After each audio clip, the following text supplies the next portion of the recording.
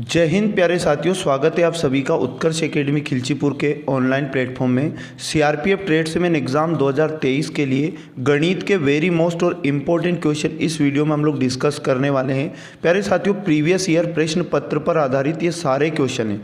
एक भी क्वेश्चन को बिना स्किप किए पूरे वीडियो को ध्यानपूर्वक देखना है। ये ऐसे क्वेश्चन है जो एग्ज़ाम के अंदर कई बार पूछे गए और आने वाली एग्ज़ाम के लिए भी आपके लिए बहुत ज़्यादा यूज़फुल साबित होंगे। इस प्रकार के वीडियो का आज हमारा 28वां पार्ट है। इससे पहले हमारे 27 पार्ट कंप्लीट हो चुके हैं। यदि आप लोगों ने वो नहीं देखे तो उनकी प्लेलिस्ट आप लोगों को मिल जाएगी, जहां जाकर आप लोग उनको भी देख सकते हैं। यदि आप चैनल पर पहली बार आए तो चैनल को सब्सक्राइब कर लें, जिससे आपको सभी वीडियो का नोटिफिकेशन मिल पाएगा। आज का पहला क्वेश्चन आप लोगों के सामने दिखाई दे रहा है। एक रेलगाड़ी 72 किलोमीटर प्रति घंटे की चाल से दौड़ रही है। यदि रेलगाड़ी की लंबाई आपको बताइए 240 मीटर है और यह एक प्लेटफॉर्म को 40 सेकंड में पार करती है, तब प्लेटफॉर्म की लंबाई कितनी है? तो प्यारे साथियों, इस क्वेश्चन को करने के लिए आप सभी को पता होगा कि हम जानते हैं कि जो चाल बराबर होता है, फॉर्मूला होता है दूरी बटे समय।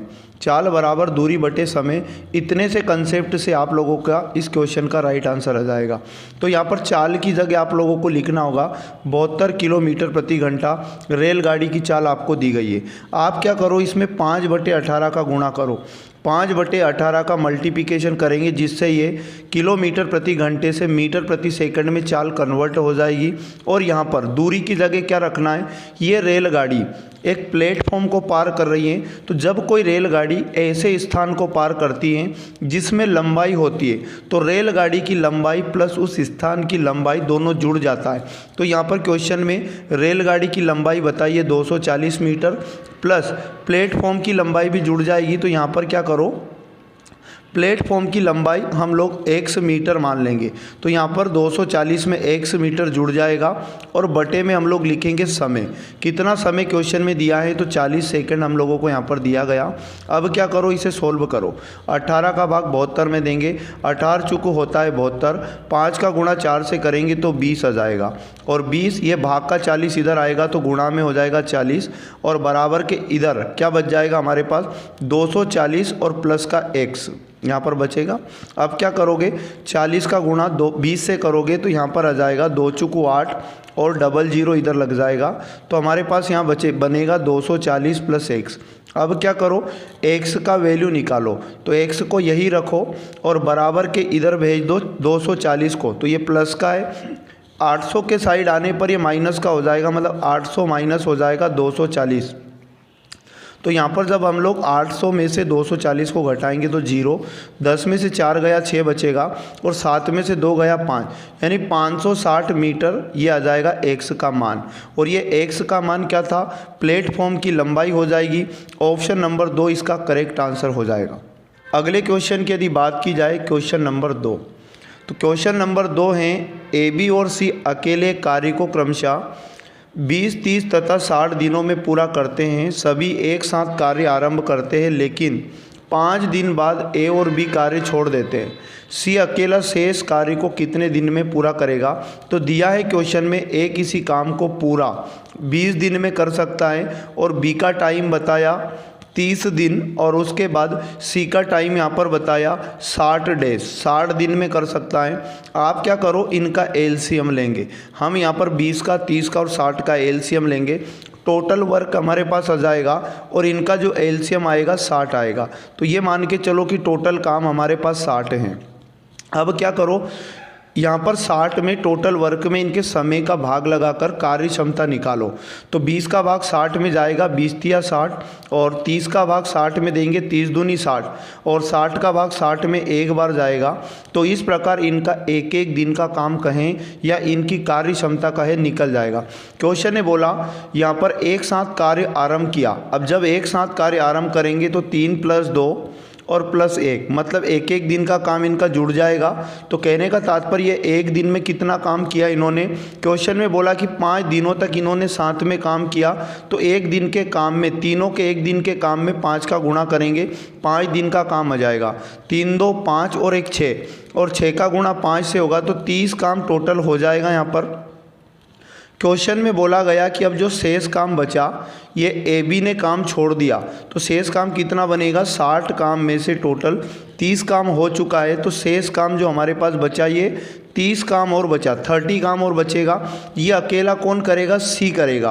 क्वेश्चन ने बोला सी अकेला शेष काम को करने में कितना टाइम लेगा, तो सी एक दिन में एक काम करता है और 30 काम उसके पास बचा, तो एक का जब हम लोग 30 में डिवाइड करेंगे तो यहाँ पर 30 डेज आ जाएगा, यानी कि 30 दिन में सी बचे हुए काम को पूरा कर लेगा और 30 दिन आप लोगों को ऑप्शन नंबर 1 में दिखाई दे रहा है। क्वेश्चन नंबर 3 है हमारे पास, एक व्यक्ति ने 5 किलोमीटर प्रति घंटे की चाल से चलते हुए देखा कि विपरीत दिशा से आती हुई 225 मीटर लंबी एक रेलगाड़ी उसे 9 सेकंड में पार करती है। रेलगाड़ी की चाल कितनी है? इसे करने के लिए भी आपको वही कंसेप्ट यूज़ करना है जो पिछले क्वेश्चन में हमने यूज़ किया था कि चाल बराबर जो होता है वो होता है दूरी बटे समय। तो यहाँ पर आपको क्या करना, आप समझना है, आदमी भी स्पीड में चल रहा है यानी 5 किलोमीटर प्रति घंटे की चाल से चल रहा है और रेलगाड़ी सामने से आ रही है, मतलब दोनों एक दूसरे के अपोजिट चल रहे हैं। तो जब दो चालें एक दूसरे के अपोजिट हो तो यहाँ पर क्या होता है, चालें जुड़ जाती है। तो यहाँ पर हमें व्यक्ति की चाल बताइए, रेलगाड़ी की चाल x किलोमीटर प्रति घंटा मान लो, x किलोमीटर प्रति घंटा मान लिया, तो आदमी की चाल में रेलगाड़ी की चाल भी जुड़ जाएगी, अपोजिट डायरेक्शन में चालें जुड़ जाती है। और दूरी की जगह हम लोग क्या लिखेंगे, तो कितने यहाँ पर लंबी रेलगाड़ी की लंबाई आएगी 225 और बटे में कितने समय में उसे पार किया, तो 9 सेकंड में। अब सिंपली क्या करना है, ये 5 + x को मीटर प्रति सेकंड में बदलने के लिए इसमें 5/18 का गुणा करेंगे तो ये मीटर प्रति सेकंड में आ जाएगा। अब सिंपली क्या करोगे, ये 9 से 18 चाहो तो काट दो, 9 दूनी 18, मतलब ये भाग का इधर आएगा तो गुणा में जाके इस 18 को काट देगा। अब 2 भाग से इधर गुणा में आएगा तो 225 से 2 का गुणा हो जाएगा, तो हमारे पास कितना बनेगा, 450 बनेगा। और बराबर की इधर 5 का गुणा 5 + x में हो जाएगा तो 5 25 और प्लस 5 का गुणा x से होगा तो 5x बनेगा। अब क्या करो, 450 की साइड हम लोग 25 को लाएंगे तो ये 25 माइनस हो जाएगा और बराबर की इधर कितना बचेगा, तो हमारे पास 5x बचेगा। सिंपली क्या करो, 450 में से यदि 25 चला जाएगा तो हमारे पास 425 और बचेगा और ये किसका मान हो जाएगा, तो 5x का मान हो जाएगा। यहाँ से x का मान लाएंगे तो यहाँ पर 425 में हमें 5 का भाग लगाना होगा, 5 से 4 से 2500 काटेंगे, 5 × 8 40 और 2 बचा 5 25, तो x का मान कितना है हमारे पास 85। और x क्या माना था हमने, रेलगाड़ी की चाल माना था, तो रेलगाड़ी की चाल आ जाएगी 85 किलोमीटर प्रति घंटा, जो ऑप्शन नंबर 3 में आप लोगों को दिखाई दे रहा है। क्वेश्चन नंबर 4 है, 45 कर्मचारियों के एक समूह में 40% महिलाएं और शेष पुरुष हैं। एक प्रश्नोत्तरी का आयोजन किया जाता है जिसमें महिलाओं का औसत अंक 64 और पुरुषों का औसत अंक 60 हैं। पूरे समूह का औसत अंक बताना। तो आपको क्या करना है, क्वेश्चन में पूछा गया पूरे समूह का औसत बताओ, और औसत लाने के लिए हमें क्या करना होगा, पूरे समूह का एक तो योग करना होगा और बटे में पूरे समूह में जो लोग हैं उनकी संख्या का भाग लगाना होगा। तो यहाँ पर अपना पूरे समूह का औसत आ जाएगा। अब योग का फॉर्मूला आप जानते होंगे, औसत के केस में योग बराबर जो होता है औसत गुणा संख्या होता है। तो आप लोगों को जो इनका अलग अलग औसत दिया है, औसत में गुणा करो इनकी संख्या से, तो आपके पास क्या आ जाएगा, योग आ जाएगा। तो यहाँ पर क्वेश्चन ने बोला कि 40% महिलाएं हैं, 40% निकाला जाएगा, 40% किसका 40%, टोटल 45 का। तो 45 का 40% निकालेंगे तो 0 से 0 कट, 5 × 2 = 10 होता है और 5 × 9 = 45 होता है, और 2 से 4 को डिवाइड करेंगे, 2 × 2 = 4 होगा और 9 × 2 = कितना होगा, 18। मतलब यहाँ पर क्वेश्चन के अनुसार महिलाओं की संख्या कितनी आ जाएगी, 18, और 45 में से आप 18 को घटा दोगे तो आपके पास पुरुषों की संख्या कितनी बच जाएगी, पुरुषों की संख्या 27 बच जाएगी। अब सिंपली क्या करो, महिलाओं का संख्या जो है 18, इसका गुणा करो महिलाओं के औसत से, तो महिलाओं का योग आएगा। महिलाओं का औसत बताया 64, तो 18 का गुणा 64 से करो, और उसके बाद में पुरुषों का औसत कितना बताया 60, तो औसत का गुणा पुरुषों की संख्या से करेंगे यानी 27 से, तो ये पुरुषों का योग आ जाएगा। अब क्या करो, टोटल योग को जोड़ लो और इस टोटल योग में आंकड़ों की संख्या का भाग लगाएंगे, मतलब 45 का भाग लगाएंगे। टोटल आंकड़े 45 है, तो हमारे पास सभी का क्या आ जाएगा, औसत आ जाएगा। अब सिंपली क्या करना होगा हमें, 18 गुणा 64 यदि आप करोगे तो हमारे पास 1152 बनेगा, और उसके बाद में क्या करो प्लस, यहाँ पर 60 का गुणा 27 से करोगे तो 1620 बनेगा, और बटे में कितना है हमारे पास 45 है, इनको जोड़ लो। तो यहाँ पर हम लोग 1152 में अगर 1620 को जोड़ेंगे तो हमारे पास 2772 बनेगा। 2772 में क्या करो, 45 का भाग लगाओ, तो यहाँ पर 9 से कटेगा, 9 पंज 45, और 9 का भाग 9 तीस 27, और 0 9 आठी 72। अब 5 का भाग लगाओगे 308 में, 5 छके 30, 5 एकम 5, 3 बचेगा, दशमलव लगाने पर 30 हो जाएगा, 5 छके 30 यानी 61.6 पूरे समूह का औसत आ जाएगा। ऑप्शन नंबर 3 इसका करेक्ट आंसर हो जाएगा। अगले क्वेश्चन की यदि बात की जाए, क्वेश्चन नंबर 5, तो वेरी मोस्ट और इम्पोर्टेंट क्वेश्चन है, ध्यानपूर्वक समझना है। क्वेश्चन में लिखा कि यदि 4p के बराबर 6q है और आगे लिखा गया कि इसके बराबर 9r हैं, तो हमसे p ratio q ratio r का मान पूछा। तो जब कभी संख्याओं के गुणा में अल्फ़ाबेट लिखा हो, p अनुपात q अनुपात r हमसे पूछा है, और जब कभी भी संख्या इस प्रकार से गुणा में हो, बराबर का साइन लगाओ, और अलग अलग रेशो यदि आपको लाना है तो आप क्या करो, जो 4q लिखा इसे लिखो 1/4 अनुपात, यहाँ पर लिखो 1/6 रेशो 1/9, तो आप लोगों का इनका अलग अलग रेशो बन जाएगा। अब बटे वाले नंबर का एलसीएम ले लो, 4 का 6 का और 9 का जो एलसीएम होता है 36 होता है, तो 36 यहाँ भी गुणा करो, 36 का गुणा इधर q में भी करेंगे और इधर 36 का गुणा हम लोग p में भी करेंगे। 4 से काटेंगे, 36 को 4 में होता है 36, रेशो बना लो, है ना। 6 का भाग 36 में देंगे, 6 बार जाएगा, 6 छंगे 36, और इसी प्रकार 9 का भाग 36 में देंगे, 9 चौके 36, तो p अनुपात q अनुपात r 9 6 4 इसका करेक्ट आंसर हो जाएगा।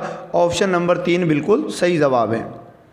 इस प्रकार क्वेश्चन नंबर नेक्स्ट यदि 6 नंबर की बात की जाए, क्वेश्चन नंबर 6 वी बोर्ड मास से क्वेश्चन है। तो यहाँ पर वी बोर्ड मास के अनुसार सबसे पहले ब्रैकेट को सॉल्व करेंगे, और ब्रैकेट भी अगर ज़्यादा होते हैं, एक से ज़्यादा, तो छोटे ब्रैकेट को पहले सॉल्व किया जाता है।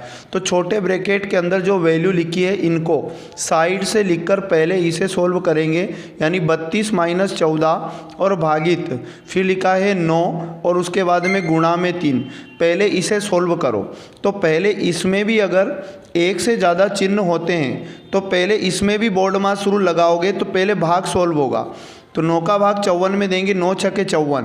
अब गुणा सॉल्व होगा, 6 गुणा 3 करेंगे तो 18 बनेगा, और ये 18 लास्ट में घट जाएगा किस में से, 32 में से, तो 12 में से 8 जाएगा, 4 बचा, और यहाँ पर 2 हो जाएगा, 2 में से 1 गया तो 1, मतलब छोटे ब्रैकेट के अंदर 14 आया। अब क्या करो, बाकी को ऐसा ही लिख लो, मतलब 52 भागित, फिर से लगा है बड़ा ब्रैकेट, बड़े ब्रैकेट में लिखो 36 माइनस मजला ब्रैकेट लिखा है, फिर उसके अंदर लिखा है 24, फिर माइनस का चिन्ह लगा, और उसके बाद छोटे ब्रैकेट को हमने सॉल्व किया, तो इसके अंदर टोटल सॉल्यूशन बना हमारा 14, और मजला ब्रैकेट पुनः बंद करके बड़ा ब्रैकेट भी बंद कर देंगे। अब बारी आती है मजले ब्रैकेट की, और मजले ब्रैकेट के अंदर खाली कितना लिखा हमारे पास, 24 - 14, तो 24 में से डायरेक्ट 14 को घटा दोगे तो 10 बचेगा। अब हमारे पास मजला ब्रैकेट सॉल्व होके 10 आया, बारी है बड़े ब्रैकेट की, तो बड़े ब्रैकेट में क्या लिखा, खाली 36 - 10, और 36 में से 10 चला जाएगा तो हमारे पास कितना बचेगा, 26 बचेगा। अब सिंपली हमारे पास क्या बचा लास्ट में, 52 और भागित कितना है, 26 आया, 26 का भाग हम 52 में लगाएंगे, 2 बार जाएगा, 26 दूनी 52, 2 इसका करेक्ट आंसर हो जाएगा। ऑप्शन नंबर 1 सही जवाब है। अगले क्वेश्चन की यदि बात किया जाए, क्वेश्चन नंबर 7, तो वेरी मोस्ट और इम्पोर्टेंट क्वेश्चन है। एक वर्ग की प्रत्येक भुजा को 10% बढ़ाया जाता है तो उसके क्षेत्रफल में कितने प्रतिशत वृद्धि हो जाएगी। तो आप लोग जानते होंगे कि वर्ग का क्षेत्रफल जो होता है उसका फॉर्मूला होता है a की पावर 2। a की पावर 2 का मतलब a क्या होगी, तो a इस वर्ग की भुजा होगी। इसका मतलब हमें a का 2 बार गुणा करना पड़ेगा। और जब कभी भी हमें 2 बार गुणा करना पड़े, इसके लिए आप डायरेक्ट कंसेप्ट लगा लो, x प्लस वाई, और यहाँ पर कोष्टक बंद करो इसको, और फिर से यहाँ पर प्लस का साइन लगाओ, और x गुणा वाई। अब वृद्धि हो कमी हो, वृद्धि हो कमी वृद्धि हो, तो आप जो वृद्धि होती है तो पहली वाली वैल्यू को क्या मानोगे, x, और दूसरी वाली वैल्यू को y मानोगे। लेकिन यहाँ दोनों ही बार वृद्धि हो रही है, इसलिए पॉजिटिव 10 आएगा दोनों बार। तो x की जगह भी 10 लिखेंगे, प्लस की जगह प्लस, y की जगह भी 10 आएगा। कोष्टक बंद किया, प्लस लगाया, x गुणा वाई मतलब x का मान भी प्लस का 10, y का मान भी प्लस का 10, और बटे में क्या करेंगे हम लोग 100। तो ये 2 जीरो से 2 जीरो कट जाएगा। इस प्रकार 10 में 10 जोड़ा तो 20, और 20 प्लस, और यहाँ पर 1 का मल्टीप्लिकेशन 1 से होगा तो 1 आएगा।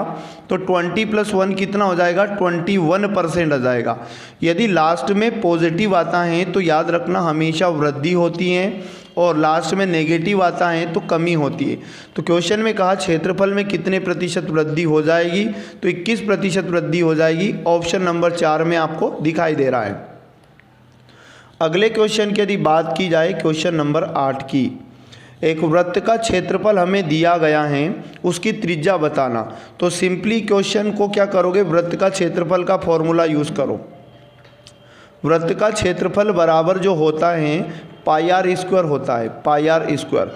और क्वेश्चन में हमें क्षेत्रफल दिया है 144 पाई, तो क्षेत्रफल की जगह क्या लिखो, 144 पाई लिखो, और बराबर क्या करो, पाई आर स्क्वायर बना लो, पाई आर स्क्वायर।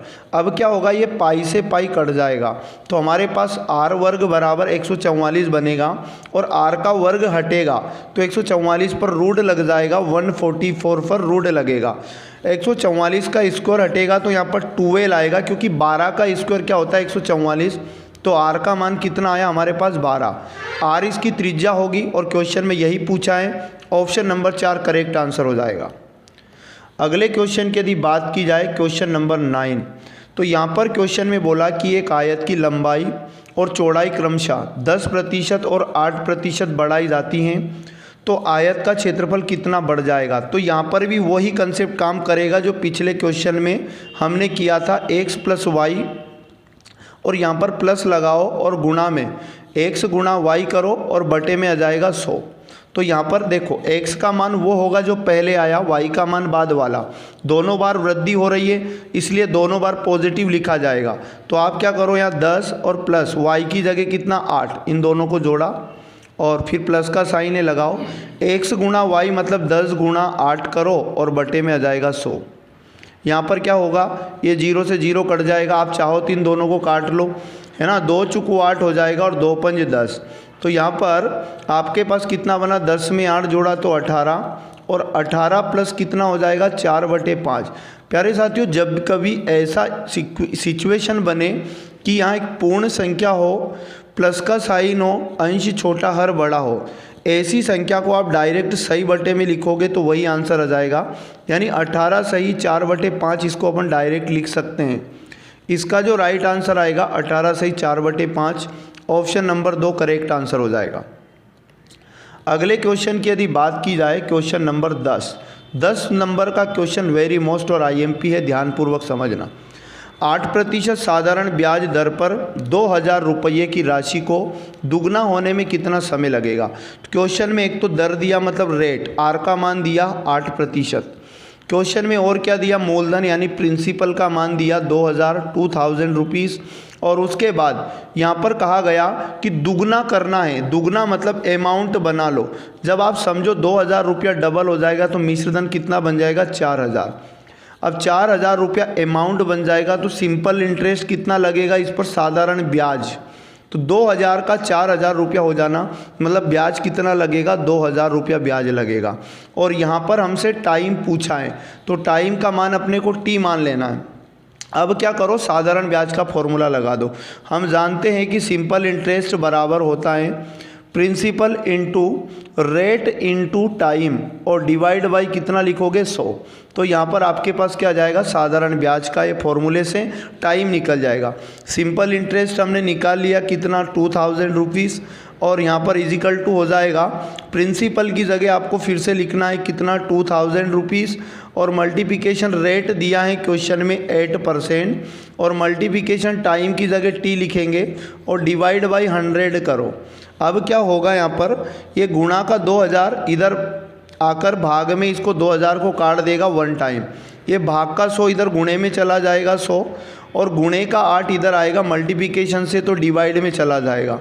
इस प्रकार टाइम का मान हमारे पास 100/8 बनेगा। इसे कट करेंगे 4 2 जा 8 होता है और 4 से इस 100 को डिवाइड करेंगे 25 आ जाएगा। अब 2 का डिवाइड करो 25 में, 12 सही 1/2 वर्ष क्या आ जाएगा हमारे पास, टाइम आ जाएगा क्योंकि टी का मान अपने को लाना है। तो 12.5 वर्ष इसका करेक्ट आंसर है जो ऑप्शन नंबर 4 में आपको दिखाई दे रहा है। तो प्यारे साथियों, ये थे वेरी मोस्ट और इम्पोर्टेंट 10 क्वेश्चन। आपकी एग्जाम में इस प्रकार के 25 क्वेश्चन होंगे। यदि प्रतिदिन आप लोग वीडियो को नहीं देखते तो ज़रूर देखने लग जाइए। मैं आपको बता दूं, आपकी एग्ज़ाम तक सभी प्रकार की क्वेश्चन जो भी आपकी एग्ज़ाम में इंपॉर्टेंट हो सकते हैं सब कुछ हम लोग डिस्कस करेंगे। यदि वीडियो अच्छा लगा तो वीडियो को लाइक किया करें, शेयर किया करें, अपने सभी दोस्तों तक इसे पहुंचाएं। मिलेंगे नेक्स्ट पार्ट में, तब तक पढ़ते रहिएगा। जय हिंद, जय भारत, भारत माता की जय।